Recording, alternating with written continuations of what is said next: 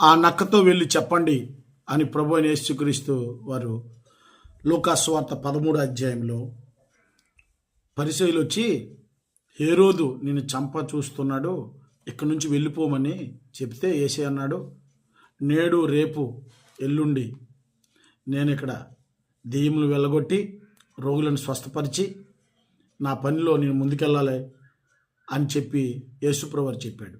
ఆ నక్క ఎవరో కాదండి, అపవాది. వాడికి ఘటసర్పము, మోసగాడు, దొంగ, అబద్ధికుడు, నరహత్య చేయవాడు, దోచుకునేవాడు అని వాడి క్రియలను బట్టి, చేష్టలను బట్టి, స్వభావం బట్టి బైబిల్లో వాడి గురించి చెప్పడం జరిగింది.